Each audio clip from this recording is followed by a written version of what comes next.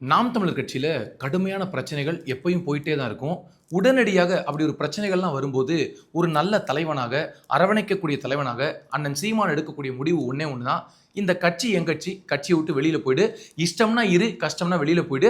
இங்க பல கட்சிகள் இருக்கு. உனக்கு எந்த கட்சி பிடிக்குதோ அந்த கட்சிக்கு போ. இங்க நான் சொல்வது தான் சட்டம். என் பேச்சை கேட்டு இருக்கிறது நான் இரு, இல்லைன்னா கிளம்பி வெளியில போ அப்படின்னு ரொம்ப ஆற தழுவி அரவணைச்சு போகக்கூடிய ஒரு பக்குவமான தலைவனா நடந்துப்பாரு. அந்த வகையில தர்மபுரியில ஒரு மண்டல தலைவரை போட்டா நாங்க வேலை செய்ய மாட்டோம், அரிமான ஒருத்தரை போட்டிருக்காங்க. அவருக்கு எதிராக பல பேர் போர்க்கொடி தூக்கியிருக்காங்க. இந்த விஷயத்த ஒருத்தர் போய் அண்ணன் சீமான் கிட்ட சொல்றாரு, இவர்கிட்ட செய்தியா போடுறாரு. அதுக்கு உடனடியாக ஒரு பதில் குரல் பதிவு அண்ணன் சீமான் போட்டிருக்காரு. இந்த கட்சி தலைமை என்ன சொல்லுதோ அதை கிட்ட தான் நீங்க கட்டுப்படணும். தொகுதிக்குள்ள விட மாட்டேன்னு சொல்றதுக்கு நீ யாரு? நாளைக்கு நான் வந்தாலும் விட மாட்டியா? இந்த கட்சி நம்மளுடைய கட்சி, என் கட்சி. இருக்கிறதுனா இரு, இல்லைன்னா கஷ்டம்னா வெளியில போயிடு. இந்த நாட்டில் பல கட்சிகள் இருக்கு, நீ போய் உனக்கு பிடிச்ச கட்சியில சேர்ந்துக்கோ அப்படின்னு வழக்கம் போல ஒரு பக்குவமான ஒரு தலைவனா பேசியிருக்காரு. இதை கேட்கக்கூடிய ஒவ்வொரு நாம் தமிழர் கட்சி தம்பிகளும் முரட்டு முட்டு கொடுப்பாங்க. அண்ணன் ஒன்று சொன்னார்னா அதுக்கு காரணம் இல்லாமல் இருக்குமா?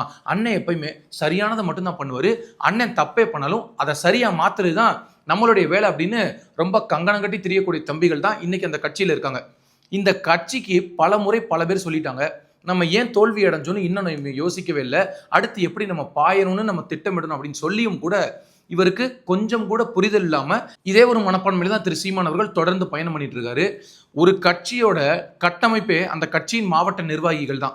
ஒரு மாவட்டத்துக்கும் ஒரு பிரச்சனை இருக்கும். அந்த கட்சியில மாவட்ட நிர்வாகிக்கு தான் தெரியும் இந்த மாவட்டத்தில் என்ன பிரச்சனை, இதை எப்படி சரி பண்ணணும், கட்சிக்குள்ள என்னென்ன கருத்து முரண்கள் இருக்குன்னு.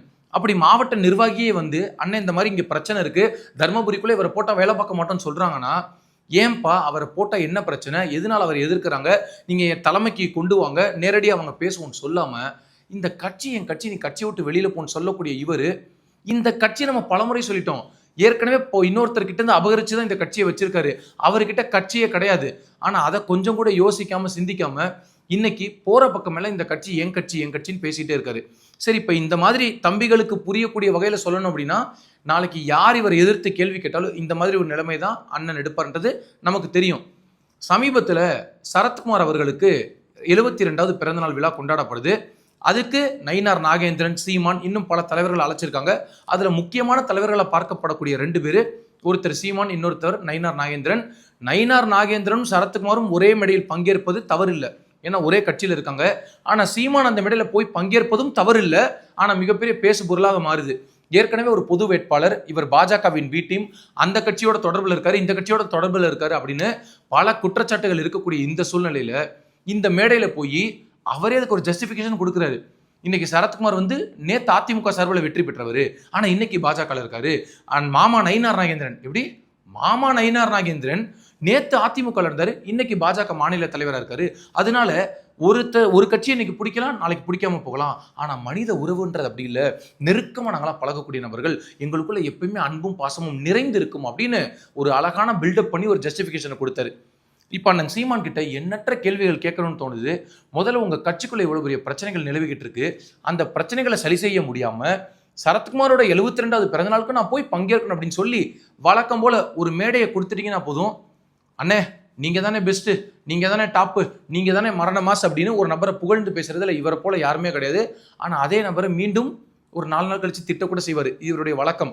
அப்படி சுப்ரீம் சார் சரத்குமாரை எந்த அளவுக்கு புகழ்ந்து பேசினார்னா, நீங்க இல்லைன்னா தமிழ்நாடே இல்லைங்க, உங்களை போல ஒருத்தன் தமிழ்நாட்டிலே இல்லைங்க அப்படின்ற அளவுக்கு பில்டப் பண்ணி பேசினாரு. சரி, ஏதோ பிறந்த நாளுக்காக நல்லா வாழ்த்தி பேசுற, அதுல மாற்று கருத்து இல்லை. ஆனா உங்களை பொது வேட்பாளராக நிறுத்த போறாங்க அப்படின்னு சொல்றாங்க, பாஜகவின் பி டீம்னு சொல்றாங்க. நம்ம தான் பலமுறை சொல்லியிருக்கோம், நீங்க எல்லா பக்கமும் பி டீம் தான், எல்லா கட்சிக்கிட்டையும் நீங்க தொடர்பில் இருக்கீங்க. ஆனா இவ்வளவு பெரிய சர்ச்சைகள் வருது, உங்க கட்சி தம்பிகளின் மனநிலையை என்னைக்காவது நீங்க யோசிச்சிருக்கீங்களா? இன்னைக்கு பாஜக மேடையில போய் இப்படி உட்கார்ந்து சரத்குமாரை புகழ்ந்து பேசக்கூடிய நீங்க, உங்களுடைய அவசியம் என்ன? அந்த மேடையில் உங்களுடைய அவசியம் என்ன கேட்டா, நான் சினிமா துறையில இருந்தேன், சரத்குமார் கூட நானும் சரத்குமார் கோழி குண்டு விளையாண்டோம், நாங்க 2 பேரும் ஒரே சைக்கிள்ல போனோம், சரத்குமாருக்கு பசிக்கும், நான் தான் பண்ணு வாங்கி கொடுப்பேன், போடா நம்ம அண்ணாச்சி கடையில் நான் சொல்லிடுறேன், நீ போய் பண்ணு வாங்கி சாப்பிட்றேன், நான் தான் சொன்னேன்னு ஒரு அழகான கதை கூட சொல்லுவாரு. அது இருக்கட்டும், சினிமா துறையில் நீங்க இருந்ததுனால. ஆனா இன்னைக்கு உங்க மேல இவ்வளவு விமர்சனங்கள் இருக்கு. அதே மேடையில நீங்க எல்லாம் இடைத்தேர்தலில் ஜெயிச்சு உள்ள போகணும் எல்லா தலைவர்களும் பேசுறாங்க, எல்லாரும் பேசுறாங்க. சீமான் ஒரு நல்ல ஆக்கப்பூர்வமான பேச்சாளர், ஆக்கப்பூர்வமான தலைவர், இவரெல்லாம் சட்டமன்றத்துக்குள்ள போகணும்னு ஏன் எல்லா கட்சி தலைவரும் சொல்றாங்க? திமுக பேசுது, அதிமுக பேசுது, பாஜக பேசுது, அப்ப காரணம் என்ன அப்படின்னா, இவங்க எல்லாரும் திட்டமிட்டு முடிவு பண்ணிட்டாங்க. திரு சீமான் அவர்கள் இடைத்தேர்தலில் அம்பாசமுத்திரம் தொகுதியில் போட்டியிட போறாரு. அதுக்காக தான் பல வேலைகளை பண்ணிட்டு இருக்காரு. உண்மையிலேயே நீங்க சரத்குமாரோட பிறந்தநாள் விழாவுக்கு ஏன் போனீங்க அப்படின்றதுக்கு வெளிப்படையான காரணம் என்ன தெரியுமா? நீங்களும் அவரும் ஒரே சமூகத்தை சார்ந்தவர்னு மக்கள் யாரும் பார்க்கல, கட்சிக்காரங்க யாரும் பார்க்கல. ஆனா நீங்க நினைக்கிறீங்க இந்த அம்பாசமுத்திரம் தேர்தலில் போட்டியிடணும், நம்ம வெற்றி பெறணும் அப்படின்னா நமக்கு அந்த வாக்குகள் எல்லாம் வேண்டும். அந்த குறிப்பிட்ட சமூகத்தின் வாக்குகளை பெறுவதற்காக சரத்குமாரை போய் நம்ம புகழ்ந்து பேசணும் அப்படின்னா அவருடைய ஆதரவு நமக்கு கிடைக்கும். பொது வேட்பாளரை நம்மளை நிறுத்தும் போது ரொம்ப எளிதாக நம்ம வெற்றி பெறலாம் அப்படின்னு நீங்க நினைக்கிறீங்க.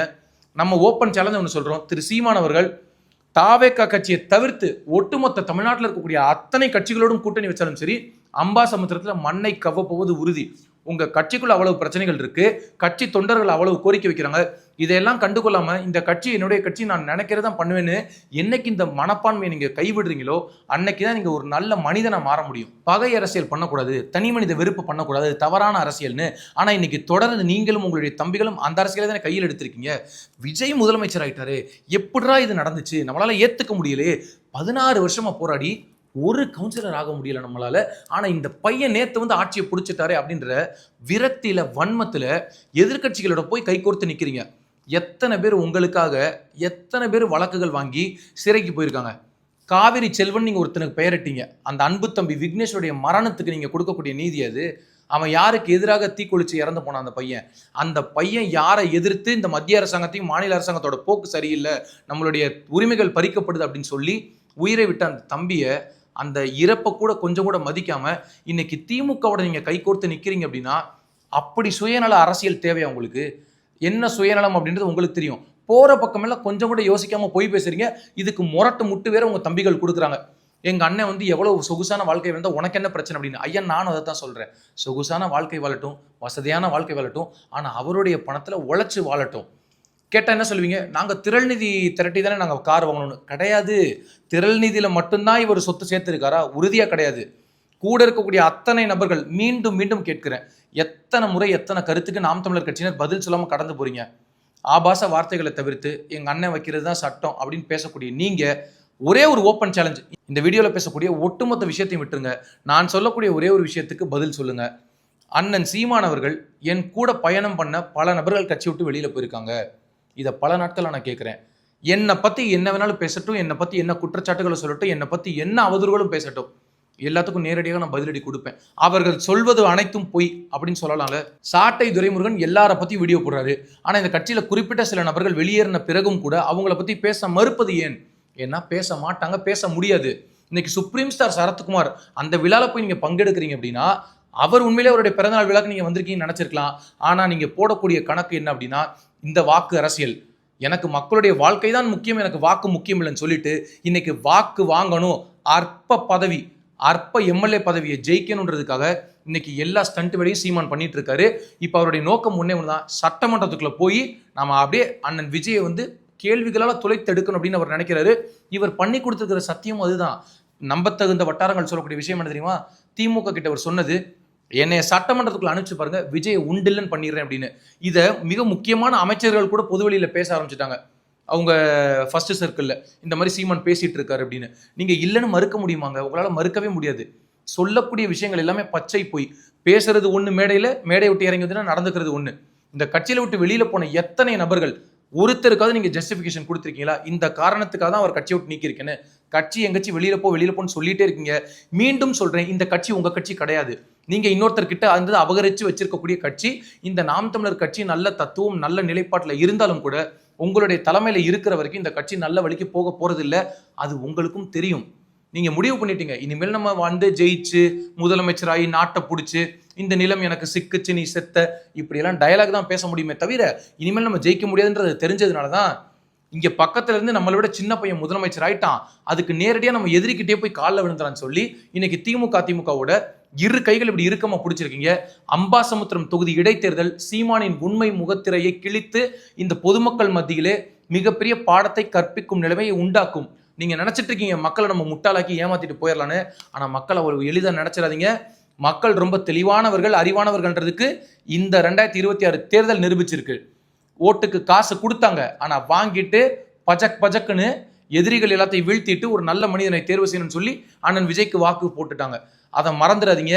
சீமான் எப்பெல்லாம் வந்து திமுக அதிமுக பத்தி விமர்சனம் பண்றதை நிறுத்தினாரோ அன்னைக்கே பொதுமக்களுக்கு அவர் மேல இந்த நம்பிக்கை போயிடுச்சு.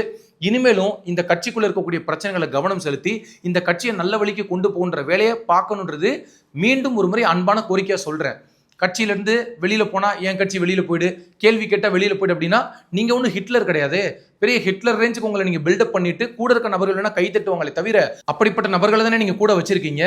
அம்பாசமுத்திரம் தொகுதியில நீங்க தேர்தலை சந்திச்சு மிகப்பெரிய வாக்கு வித்தியாசத்துல வெற்றி பெற போறீங்க அப்படின்னு உங்களை நம்ப வச்சு மிகப்பெரிய கனவு உலகத்துல இருக்கீங்க. அது வெறும் கனவு தான், பகல் கனவு தான், ஒரு துளி வாய்ப்பு இல்லை அப்படின்றத அம்பாசமுத்திரம் இடைத்தேர்தல் வெற்றி சொல்லும். இனிமேல் மக்கள் பேரை சொல்லி தயவு செய்து மக்களின் உரிமைக்காக நான் போராடுவேன், மக்களுக்காக போராடுவேன் சொல்லி மீண்டும் ஒரு திமுக 2.0 தான் நீங்க வந்துட்டு இருக்கின்றது எல்லாருக்கும் புரிஞ்சிருச்சு. அண்ணன் சீமானுக்கு உங்க ஸ்டைலே ஒன்று சொல்றேன், புரட்சி எப்போதும் வெல்லும், தாவேக அரசு அதை சொல்லும்.